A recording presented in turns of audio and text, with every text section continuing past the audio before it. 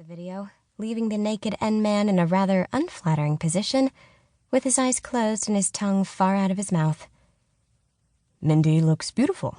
How are the men liking her? Charlie asked. I shrugged.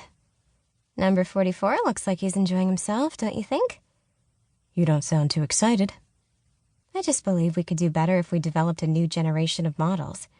Mindy is nice, but no real women look like her in real life. Her dimensions are obscure. Her eyes and lips are too big, breasts the size of hers would be too heavy to stand out as perkily as that in real life. And no woman has skin that flawless, legs that long, or a waistline that small. Shelly.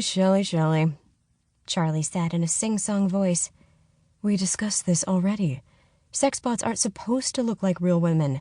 They are sexual fantasies of the perfect woman. I gave him a pointed stare. Nature has already perfected women over thousands of years. There's no need to make an artificial-looking sex bot when N-men are longing for the real thing. We should always design with biomimicry in mind. And besides, male sex bots in the Motherlands look like real men, so why can't the female versions be the same? A line formed between Charlie's brows. I agree that innovation should be inspired by nature, but in this case, our previous research has shown that N-men prefer the enhanced version of women. That's a fact. I fiddled with my sleeve. I would still like to put that to the test. Yes, you said that the last time we spoke. Did you interview some of the testers like you said you would?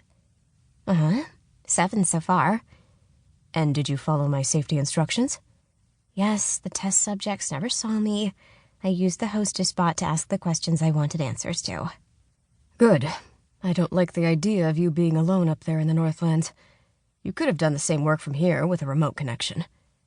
I told you it makes it easier for me to be on site. Charlie sighed. Maybe, but if you saw the cost for your bodyguard, you'd agree with me that it's excessive. You think any expense is excessive, but I hardly ever go anywhere, so it can't be that bad. Feel free to deduct from my personal points. I have plenty. Look, I don't want you to stay in the office because you're afraid of the expense for the bodyguard. We hired him to keep you safe when you go out, and it's important to have balance in your life. So go out, Shelly. I mean it. Women can go out without an escort now. It's too risky, Shelly. And my sources tell me that it's rare to see a woman by herself. As long as I use common sense and don't go down a dark alley or stay out after dark, it's fine. Shelly, you won't leave your office without security. It was part of the deal we made when you insisted on going to the Northlands, and I expect you to honor it. I gave a small sigh. Of course. Good. Now tell me how your interview subjects responded to your idea. They were all positive about the idea of a natural version.